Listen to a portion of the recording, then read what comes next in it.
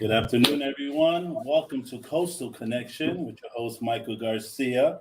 We'd love to introduce you guys to our first show in the Tampa Bay area. Representing with me, we had Vincent Buggs, the retired general, just freshly retired. Last October, some Nice. good here. And we also have a special guest from California right now, Miss Christina Nepstad. How are you, Christina? Hello, Michael. Hello, Ben. And once again, welcome to our first show. Thank you to Rack for using this beautiful suite we have here. That's right. And here we go, Vince. All right. Hey, first and foremost, before I want to get started, I want to talk about the Marines that we lost in Afghanistan. I want to say thank you for everyone that supports them, their families, and thank them for their service. And I realize it was the ultimate sacrifice. And Christine knows more importantly about this because her uncle Eddie passed away in Vietnam and paid the ultimate sacrifice in Vietnam. So what we are going to do for the Embrace the Power Coastal Connection show is Christine is willing to donate free books and autograph at 20, and not free books. I stand corrected. All right. The books are $20 and we will have a link drop down in the bottom.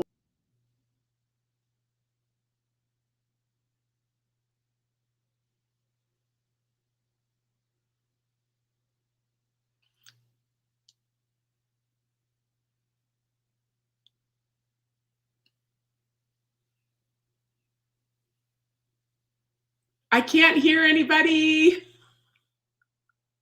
Hello.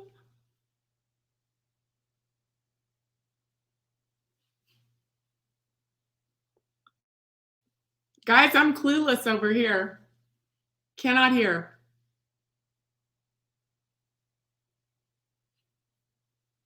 And we're back. All right. There we go. You hear us? I couldn't hear a word. That's all right. fine. So you hear us Technical now, right? difficulties. It's all good. You hear us Gosh, now? you guys. Hey, what did I miss? All right, here we go. All right, so the Fallen Marines, you're going to donate some books. You're going to donate books to anybody that wants to buy them, and we got to pay the postage for them. And you will send them a book, autograph book and all funds that are donated, the $20 will go to the Fallen Soldiers' Families Fund. True. Correct? Yes, that's absolutely correct. Right. So here's the deal: 100% of the funding for the books will go to the Fallen Soldiers Fund that they're setting up. We're going to donate it from the Coastal Connection. Also, I want to thank the teachers out there who are right now grinding, going after dealing with COVID in the classroom and trying to get back to some normalcy in America. And I want to say thank you to them. Keep doing what you're doing. Administrators, principals, hey, we love you. Never give up. And I am going to flip it back since we had minor technical difficulties, but we're going to get through this. Yeah. And my boy Mike. Yeah. Things happen. Live show. That's what makes it live and impact. Yeah, and exciting. Yeah. Exactly. You know what I'm saying? Oh. But we're back, so it's not a problem. Once again, we have Christina with us from California with the book for sale, everyone. It's going to be the author of Power Seat. So once again, let's explain what does Power Seat mean, Christina. Right. Thank you, guys. So cool to be here. Such a true honor, really. Yeah, and hello to everybody listening. And certainly, Vince, thank you for your amazing words about our heroes, our American heroes that we just lost. And I'll tell you, we have a nation mourning. So, but we mourn together. And we mourn with hope in our hearts. But okay, moving on, the Power Seat. Well, guys, I'll have to tell you, it's not your typical interview book. For all of you listening out there, it is really a fabulous book about a different approach to interviewing. So first, if it's okay, let me tell you how I got started. A little bit about the background as to how this all came about. So for me, it was years of avoiding interviews and literally dreading them, right? But actually, interesting enough, it was an interview on national TV nonetheless that ironically did catapult me into being an interview coach. But I swore after that one interview, and by the way, that was on the stage of Miss USA with the late Dick Clark, if anybody remembers him. But it was an awful interview. Now we're dating ourselves. Oh, I know. Gosh. But it was awful. And I really have to tell you that that was ironic because it was on the stage of Miss USA that I literally said to myself when I got off, I will never, ever again let myself feel so powerless, intimidated, and afraid. And so, honestly, it was that led to the journey of self-discovery and ultimately a completely new understanding. That's what it led to, of communication, the human connection, and the true role every interviewee would need to really play if they wanted to be confident and I don't know, tap into that authenticity, be very real and powerful. So the past 20 years, I've been helping people understand the philosophies and the mindsets and those connection strategies that really need to be in place to help every interviewee pivot from that hot seat to that power seat. So that's a little bit of a flashback of how it started for me with just a fear, an utter fear of interviewing. And it's just funny how life is, right? And here I am. Absolutely. So did that drive you to become an interview communicational specialist? Did you crave in there? Did you master it to see what makes us more sharper? What can make us more sharper? What can make us more in tune in the interview arena? Right. Well, that's a super great question. Michael, finding out about my own deficiencies as a communicator really helped me dial into what it was that I was missing. And communication, guys, write it down. Communication without connection is meaningless. And as an interviewee, let's just be honest, most of the time what we're interested in is what we can get out of the interview, right? So we are thinking about going in and getting a job or a raise or a different opportunity or position.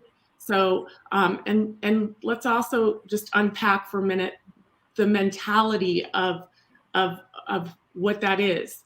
So first of all, it's nerve-wracking and mind-numbing, right? To go into an interview. Oh, it's hard. In our minds, we're thinking it's a grilling, it's a test, right? It's an interrogation, and you have to perform to a certain level so that you can get what you want. You have to study all the right questions, answers to all the right questions that you find online, and you have to have all of that information. And if you present it just right, then maybe you'll be liked and maybe you'll be picked and selected for what you want. But the problem with that is and by the way, you feel powerless when you're doing all of that. Okay, you're doing that from a powerless position, right? Which was what I was struggling with, but didn't realize it. So I felt so powerless because it was all about performance. It was all about what I can get, and it was all about validation. So I was constantly seeking for that validation to be liked, and it depleted me from who I really was in my power. So in the power seat, and what I found, Michael, through the journey of self-discovery was that I was missing the bigger picture. I was missing the picture of what connection is and what I had to offer as an individual, my personal ingredient list, my strengths, my abilities, and my talents that I had to offer. And so hiding behind a resume and just giving the right answers I didn't know it at the time, was stifling me and not allowing me to make connection. So does this will go not only for the vets, but it's also, I see you have a category of athletic people, students, celebrities. I mean, does this all fall into one criteria that they all have issues after the spotlight? After after being military, after being that big celebrity, you got to come be guy. So have you seen that? Have you seen that bear? Well, yes and yes. Look, life's an interview, okay, guys? Life is an interview. Let me just explain this to you. What an interview really is, it's none of those things. That's what a cultural definition, what we all understand an interview is. But we really don't truly understand. I didn't. And when I discovered it, that's what led to my passion. An interview is an inner dash view of you. It's about you. It's about who you are and what you are. And we have to understand that as human beings, we shouldn't really ever put a value on, but rather a value in people. And we must first see the value in ourselves. But we often don't become the thought leaders on ourselves.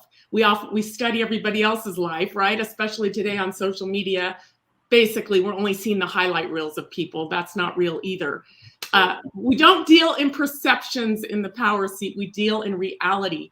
And it's all about understanding the reality of who you are. So when you say, oh, you're dealing with athletes, yes, I deal with athletes and people in the beauty industry, the entertainment industry, executives, moms, dads, students, and yes, people in the military transitioning out. This is applicable to everybody because in the end, it's all about who you are, understanding who you are and what your true individual, where that power derives, where it's getting rid of the thought of what it is that you want out of something. And it's understanding what you have that you can give. Right. So do you help them accept that? Is that so you trigger their self-motivational levels that they need for what they need to be successful, correct? Indeed. Absolutely. I can tell you that we are all more than our age, our race, our profile picture, our education. We are all more than our last job, and we are all more than our resumes. But finding out what that is, Michael, it takes some work. It takes some work. It takes some exploring, right? And uncovering. And listen, I love this. Evidence defeats doubt. I mean, in God we trust, but look, the rest of us, we need to bring the evidence, right? We have to find out because evidence defeats doubt. A lot of us go through life looking for validation and we listen, think, and speak. Actually, listen, think, and speak through. We don't listen, think, and speak through the validation necessarily of our own gifts, which leaves us powerless. We speak for the validation of others. And usually that's because we are not positive and secure in who we are. You have to know yourself before you can believe in yourself, before you can trust yourself, and ultimately sell yourself or offer the best of yourself. Well, then you're cocky. That's what I get. Hey, that's what I get. I'm just feeding you what the world gives to me. No, Vince, help. All right, hold on. Okay. So, you said the key word. It might not you, but they describe it as me, not you. It might just hit the key word, ego. And so as you transition from the military, I think that one big thing is titles carry with people, right? And so when you carry that title of transitioning, here's the thing. And I honestly talked to a Lieutenant General Mark Hertling, who's on CNN all the time, and me and him had a great conversation about transition. And I talked to a Major General Larry Martin, Air Force type, about transition. And I think the one thing that they said is you have to remember something when you walk into a new organization, is that even though you earn these titles in the military as you transition out, you own those titles because you earned them. However, you have to remember that the people that you're going to work for in the civilian world have titles they have earned themselves. And that when you get there, you have to understand that this person's worked 30 years doing the same job, same thing for 30 years, and they worked hard to get to their title. And so when you come into that interview or that office, you're not above that person because you served in the military. The military is a job just like any other. We all volunteer. It's a job we chose to do. And when you make that decision when you decide to retire or get out early or whatever, and then transition into the civilian sector, you have to go in with an open aperture. So often I hear from some of my friends that retire, they don't respect what I did in the military. I said, but do you respect what they've done for their company?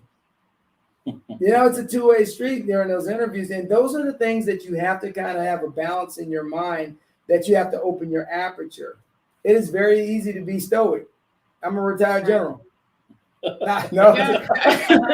the least stoic person that I know. Yes, exactly. Yeah. You've actually got to bring balance, and you actually have to bring some really clear understanding of who you are, but you also have to be reinvent yourself. And as you're going into an interview, and Chris, here's the deal from a military standpoint, the diaspora of military transition, let's talk about it, is so often we only talk about the service member. We don't talk about the spouse. We don't talk about the students that are, or the children in the family, or the military brats that are in their 20s that are retiring, moving to a new community, having to get new jobs. And so I think the biggest part of military transition is it is a holistic family approach. Is that when you transition, you got to look at, hey, I'm going to have to get a job. My wife maybe has to get a job. I may have adult children that have to get a job. But here's the process. No matter of that 3 in that volume, they all have to interview for a job. And I don't honestly tell you, interviewing is a lost art. It is a lost art. And I don't care what anyone says. I'm going to slap the table. That's my opinion only. It's a lost art. Okay. Yeah. When it comes to people interviewing.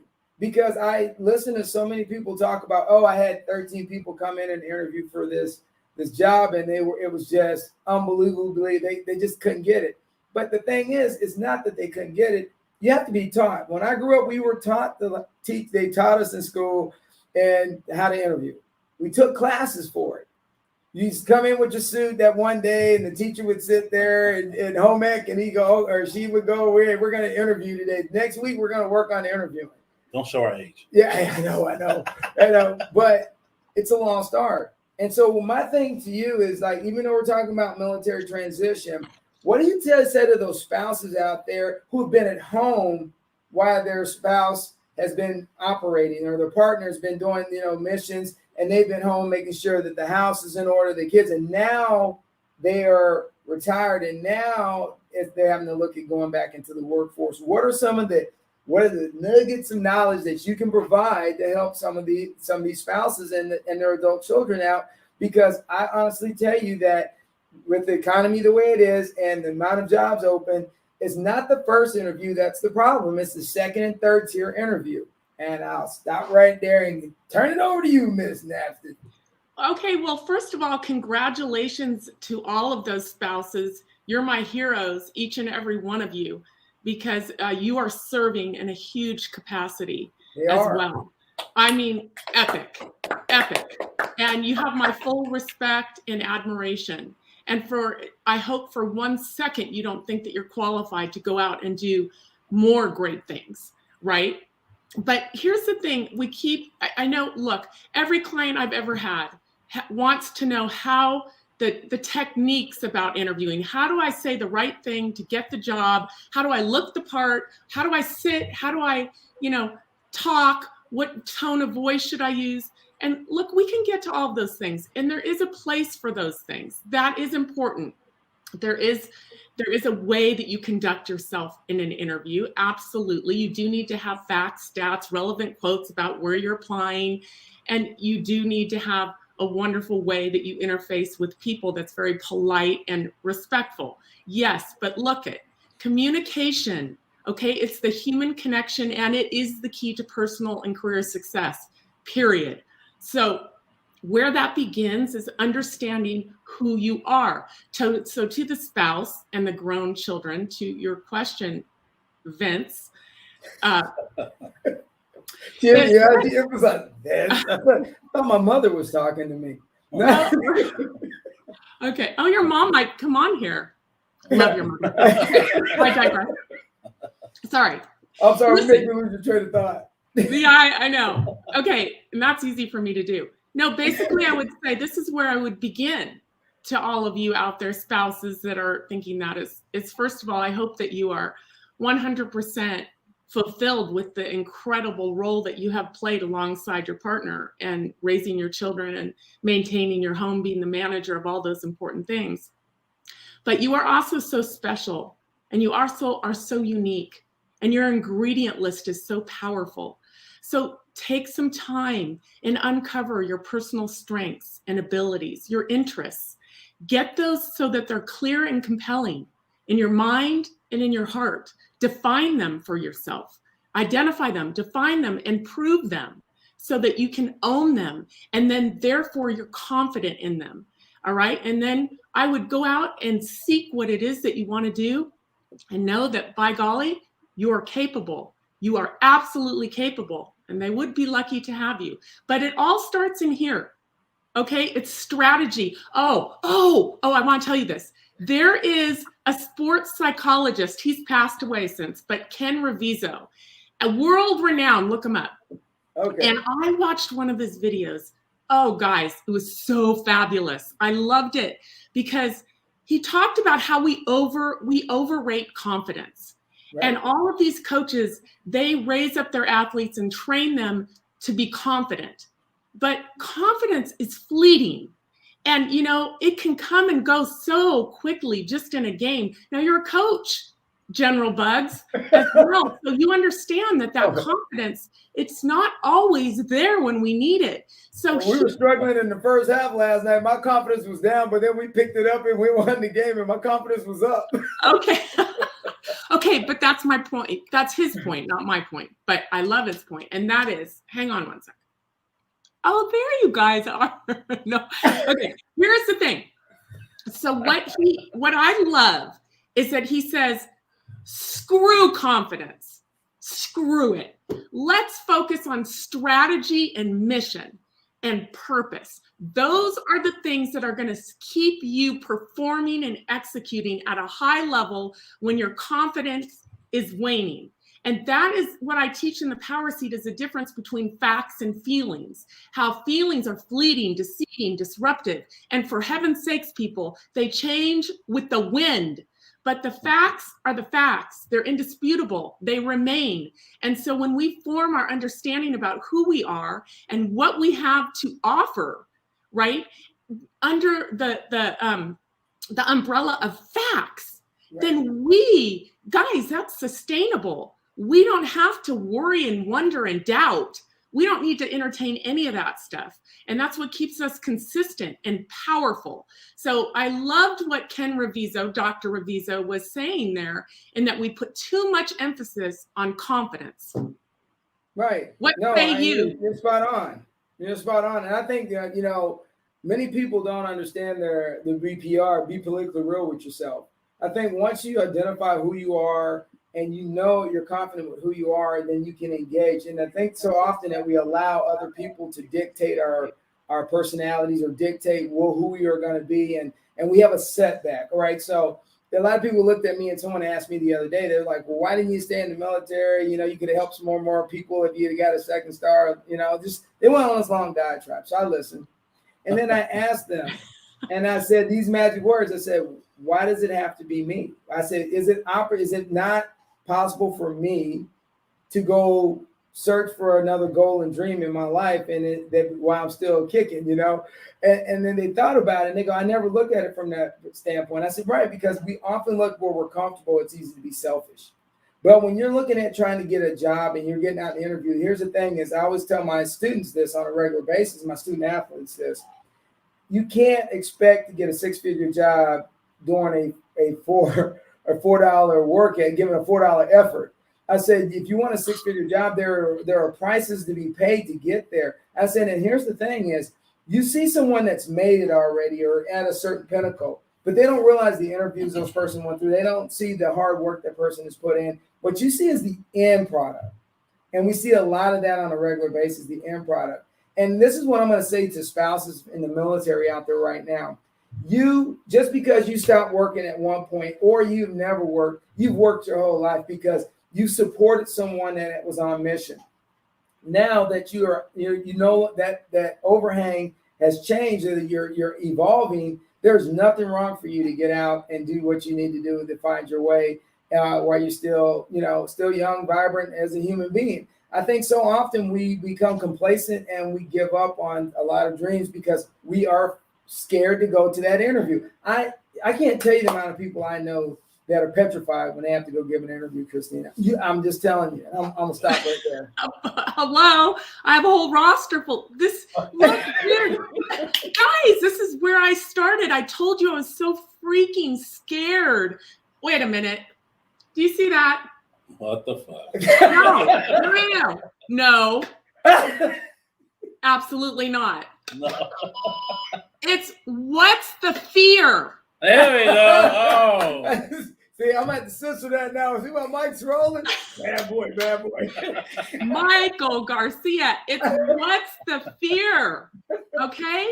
Look, I know fear is a freaking liar. Can we all just say that? Everybody listening to us, I know it's silly, but can you just say it out loud for me? Fear is a liar. It's a freaking liar. No fear. It's a freaking liar. It's freaking loud Right. here. We are so suppressed by fear. I can't stand it. It's not what is in front of us that's holding us back. It's what is within us. It's the inner enemy within us. And that is what we need to be aware of so that we can slay that thing. I mean, because fear will hold us back every time and it will lie to us. It will.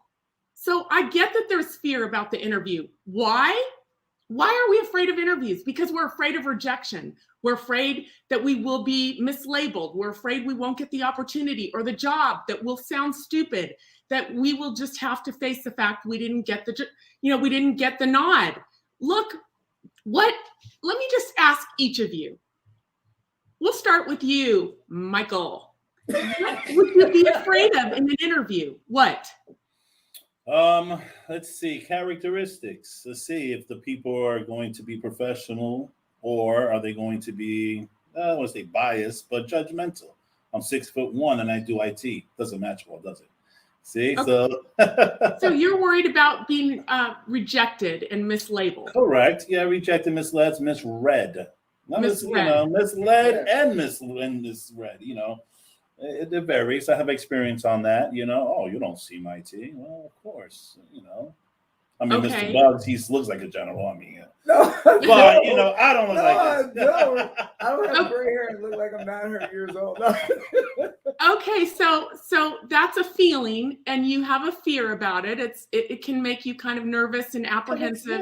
Yeah. Okay. Because it happens. I see it happen. It's like, what? Totally. Absolutely. No judgment. I deal with this every day. Because your visuals, the way you walk into a room, it's like, oh, wow. He doesn't look like a IT professional or anything like that. Yeah. I'm not going to ask Mike what an IT professional looks like.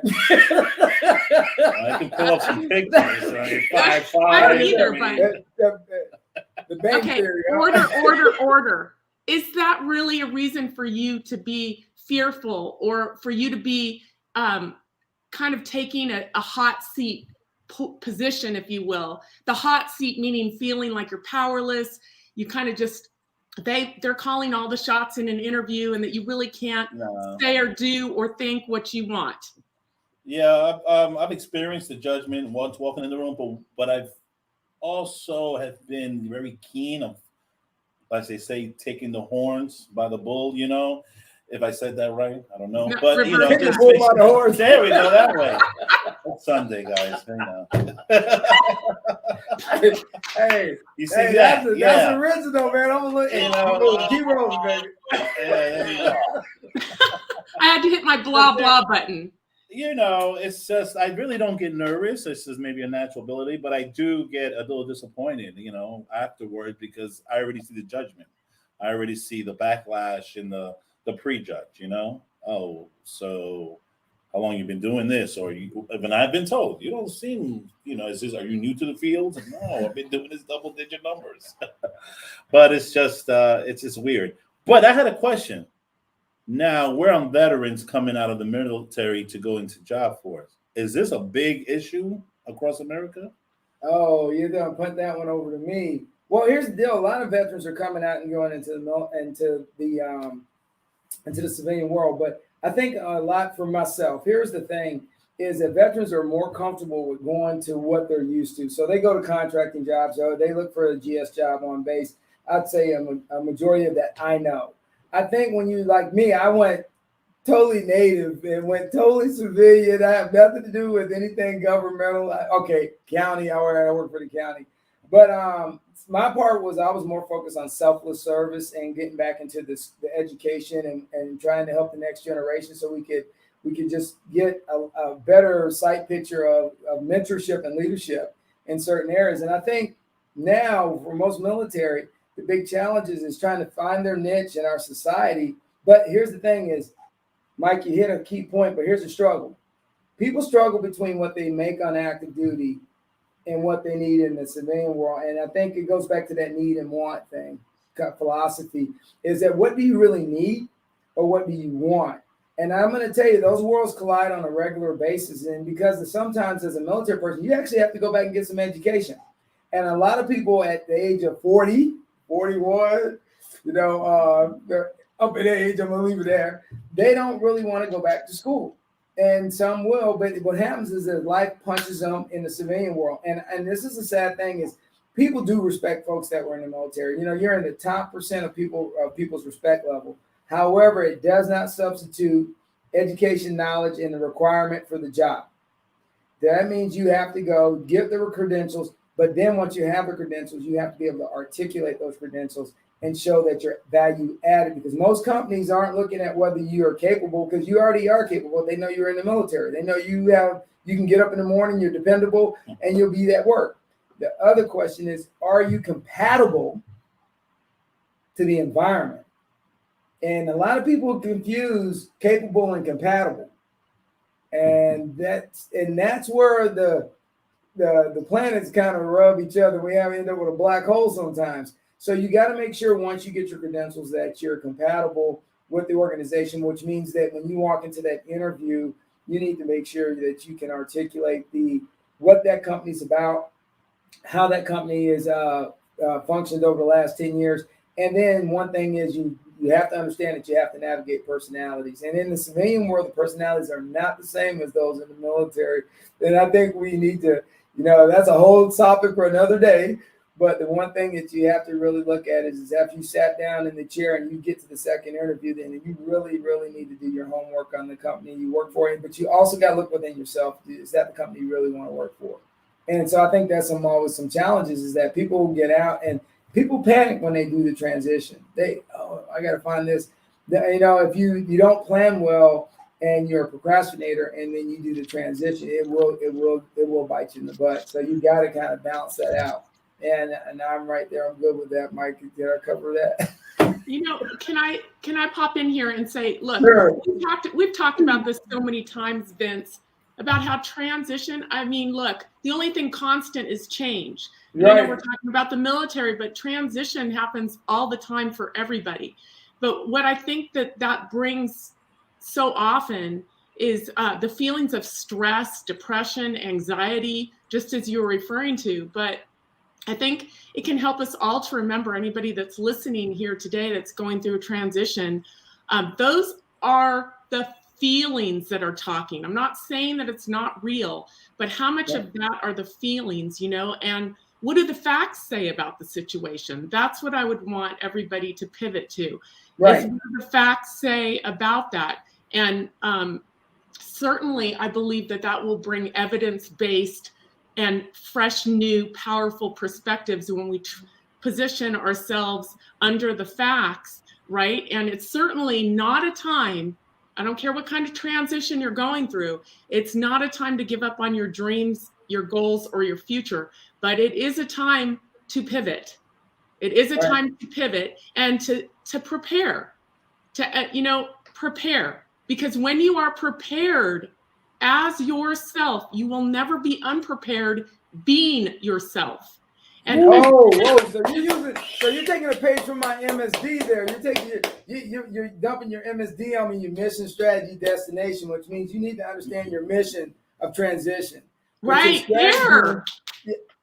Your strategy needs to be mapped out and how you're going to do that transition, but you always got a destination, and everyone has a destination. But I think sometimes they lose sight of that they have a destination and an opportunity to change their journey, and once you transition out of the military, you got to be able to change your journey because it's just the way the world works. One life to a new life. Right. Oh, absolutely. Yeah, for sure. I mean, I just can't help it. I cannot help myself. Can we pivot back to Mike? Yeah, let's go. Hey, I'm all about jumping on Mike. Can we just tackle Mike, dogpile Mike a little bit about, okay, Mike, look, you realize that when you were saying what kind of made you a little apprehensive about your interviews? Yes. Okay, Mike, that's such bull crud. That is just fear. Oh, she went like Miss Davis, man, old school. Oh my gosh, man, look at me. That's so much fear. Look, when you this is what I'm trying to help people understand. With the new idea of what an interview is. It's an interview of you, Mike Garcia. Yes. Okay. And your interview is so unique. It's so special. There isn't anybody on the planet just like you, Mike. You have so much to offer. I agree with you on that one. Thank you. Oh, your head getting big. Nah, I'm blushing. My head don't get big. I blush. I'm not going to be able to get him out of the studio today. You know what I'm saying? Look, there's the good, the bad, and the ugly, okay? I'll take that. I'm just kidding. No, I'm joshing with you, but actually I'm not, because you have strengths and weaknesses.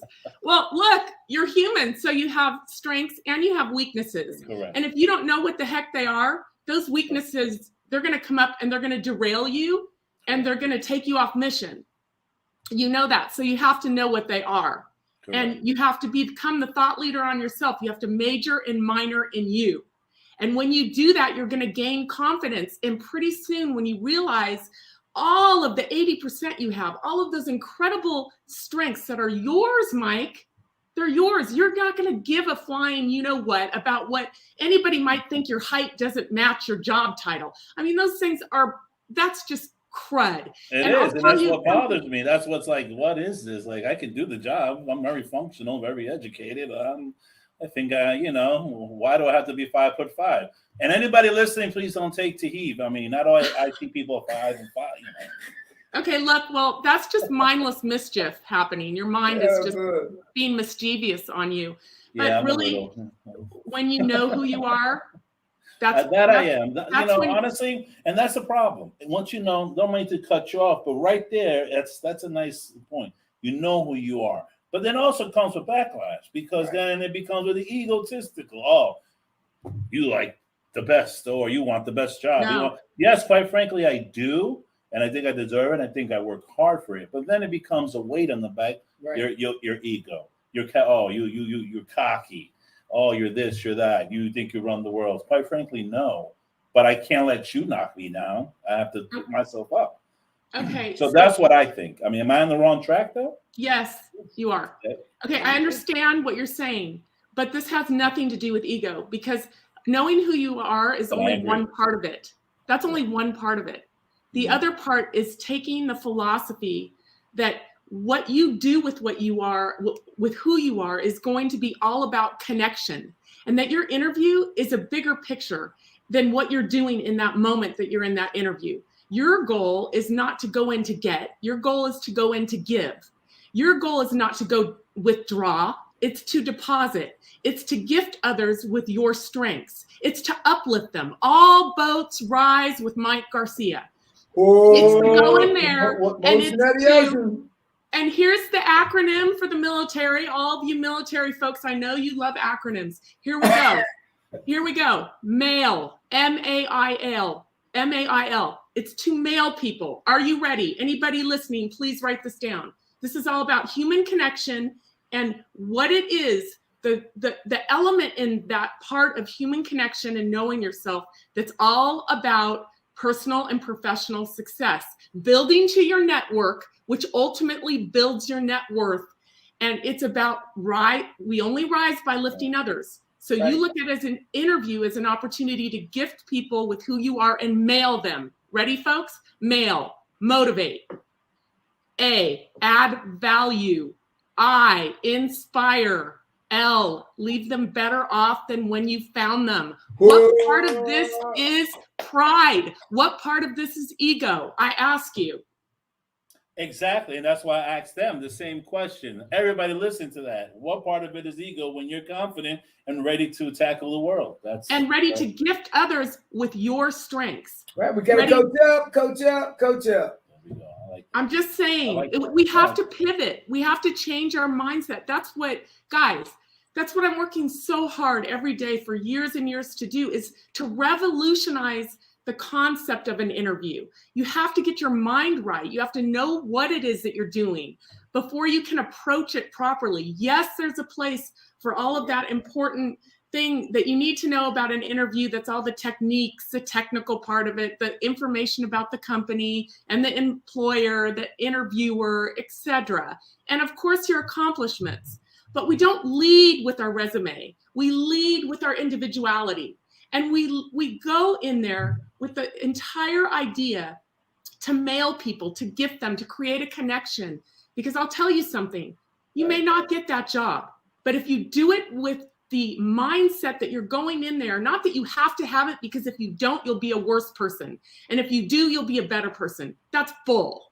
It's an interview. That's all it is. But if you take it as an opportunity to actually pour into somebody else's life and to use it as a conversation that's a connection, to be in the moment with yourself, to gift people with your strengths, abilities, gifts, and talents, then you can create and foster a connection that may pay off in the future way beyond what that one interview is doing for you in that one moment. And by the way, there's not room in one moment for a strength and a weakness. So you can't, if you focus on that, you can't shift over to your weaknesses and the lies that are hidden in your feelings. It will tell you, oh, they're going to misjudge me. They're going to not like me. I'm going to be, they're going to, whatever they do. Whatever they deny me, reject me. Hey, the world is not short of haters. That's, as we know, and the world is not short of people that are pessimists. But the thing is, the world needs positive people, and they need positivity, and they need people to uplift others, and they need people to give opportunities to those who want opportunities. Well, absolutely, General. And I mean, you lead, look, and I'm not just saying that. You and I go way back, General Bugs. You found me years ago on LinkedIn because you were looking for a better solution for the people, the troops that you were working with, on how to help them understand their power more and their position more and the techniques of interviewing. So when they transition, they're prepared, right? Hey, good leadership, you have to look at the thing is that the military has an end game. It has an expiration date. And most people go into the military, the expiration date seems so far away. But the thing is, it's really not. And then when you blink, wow, you're at the expiration date, and you've missed the opportunity of having your skill sets, update your skill sets and make yourself prepared for the next journey. See, I told someone one day, somebody, I hate to say this, but I'm going to say it. Somebody one day told me in the military, I'm going to stay until they kick me out. I said, oh, that's good. I said, because they're going to do it one day. Yeah, it's coming. I said, just so you know, they're going to do it one day. I said, I'm going to run until I realize it's time for me to go be Vince Bugs again. And he looked at me and he goes, what do you mean by that? I said, my mother named me Vince Bugs. I joined the military as a career, but this career has an end date. And the problem is it's a subjective end date. And he goes, what do you mean subjective end date? It means somebody that doesn't want you anymore will let you know. And so when that day comes, you don't have the freak out moment. You have a utopia moment and say, hey, I appreciate the opportunity. It was a great run. I'm going to go do something else. And I say that because I look at Steve Jobs, because it happened to him. It happened to Bill Gates to some degree at one point. So when you look at these individuals who ran into some kind of different conflicts, you kind of step back, and you go, well, it can happen to some of the greatest people in the world. What makes me any different? And that's how I look at it. All right. No, and kudos to you, General Bugs, and how because you've been retired how long? Oh, yeah, since October 1st last year. Not even a year. No. And look at all the things that you're doing. So, I mean, you don't just talk the talk, you, sir, are walking the walk. You're walking that. You're living that out. Hey, four feathers, man. God puts somebody in your way and he opens a door. Now it's your choice to walk through it or to take the knowledge that somebody's giving you and telling you. And a lot of people like, I got this. I don't ever say I got this. I'm learning to learn every day. Yeah. Well, mindset is so important, don't you think?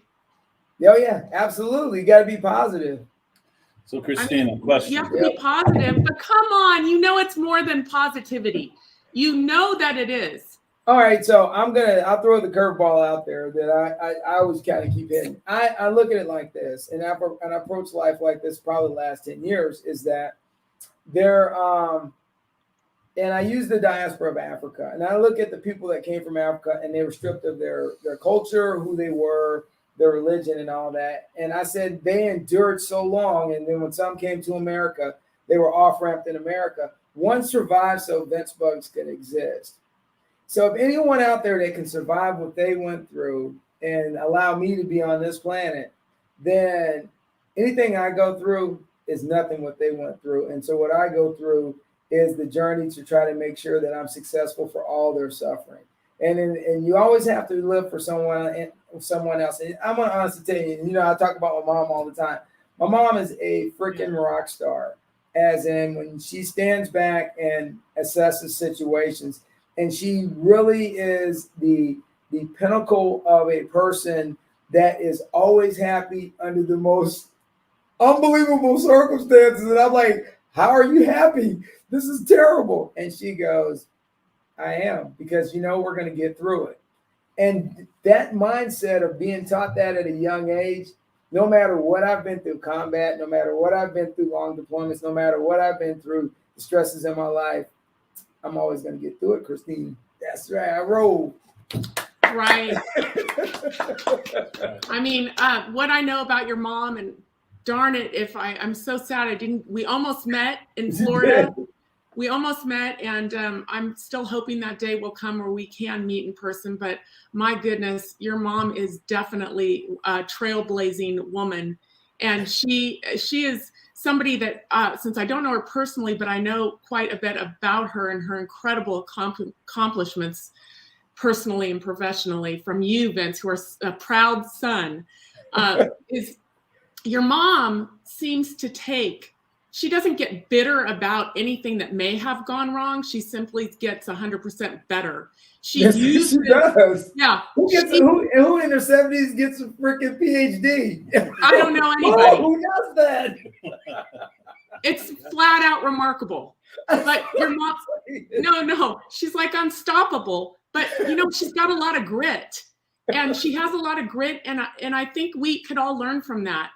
I mean, we have to have grit in our lives to get through things, and we got to stop being such babies. And so, like, little thing that hits us, we're just crushed to the core, and it's just like a blow to our self-confidence and our abilities. Where your mom, I know, because she's human, you can't go through this life without having troubles.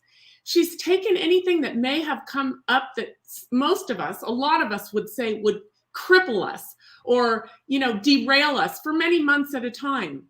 And she would take that and she would use that to better herself and to broaden her opportunities. And we can learn from that. And certainly I hope you might expand on it and unpack it a little further in a future podcast that you do. I maybe would recommend you have her on. And because she'd be a great teacher for so many of us, how to live with grit and how to take what life gives you that may not be so positive and perfect, because it rarely ever is, and turn it around to something as a force to be reckoned with. Oh, absolutely. And so, and Chris, you make a great point, but as always, I always look to her, and even though when I agree or disagree, she always wins. That's great. Well, yeah. So, that's the way it should be. That's the way it should be. Yeah. So all the grandkids call it GM, and someone asked me one day, they call it GM. Is that for grandmother? I said, hell no, man. That's for General Mom. Oh, that's good. So I know we're on the end of this, and Chris, and Christina, always, I really appreciate you coming on, and I'm gonna let Mike kick it over to Mike real quick and let him talk, and then we'll wrap it up. Go ahead, Mike. It's wrapping it up. Thank you, everybody, for joining us. And once again, we would like to thank RAC, Reasonable Acceptance Corporation. Let's see if I said that right. Yes, Residential Acceptance. Sorry, Sandra. for let us use one of their suites office, and I would like to thank Christina for joining us. Please get her book. I'm going to Exactly. hold on 1 minute. I'm going to put it up there once again. Oh, whoa! I want to say one thing, Well, Chris. You went through evolution on your book. Let's hear that real quick. Give me the Cliff Note version of why you changed the cover of your book. There we go. And we're gonna. Oh yeah, thank you. When the book started, I started writing it. And it first came out. Primarily, my clients were women, but then the book came out and it gained traction quite a bit unexpectedly, and it ended up in front of the male audience as well. And we had a lot of people going, "Hey, wait a minute! What is the stiletto heels on the cover and the pink and the whole women, and all these issues on the inside have nothing to do with me?" And so we had. And then the military, and then you, Vince, were saying in my ear, you and my partner, if I could just please mention my partner in our online course, who is retired colonel and an incredible human being, Professor Tom Pickering. Right. And him and I have this online course. Please visit that if you can and enroll. It's called Mastering Interview and Career Marketing Skills. And he is just an absolute wealth of knowledge when it comes to career marketing. And I was just honored and truly to be able to partner with him in this course. It's about a 20-hour course. And I think you have it on the ticker tape there. But I owe you a great, huge thank you, General Bugs, for really putting it in my ear that it would be worth my time and investment to revamp the book, the second version, and really a lot of the material, about, I would say 40 to 50% on the inside has been revamped, and the outside cover looks more gender friendly. Hey, just trying to help a friend. Just trying to help a friend. The bills in the mail, that wasn't cheap, but no. All right. Right now, I just have to say right now, I have 70% of my clients are men. Well, see what I'm saying? I'm trying to tell you. I know. We need help. We need a woman's touch. Yeah, I tried to tell you back in the day. All right, Mike, bring us home, baby. All right. Well, thank you, everybody. Meet us again on the next show. And tune in, Coastal Connection. Bravo. Start inspire others.